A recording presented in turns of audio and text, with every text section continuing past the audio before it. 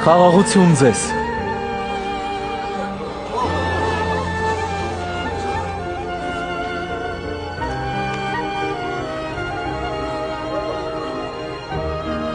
Ինչու եք անհանգիստ։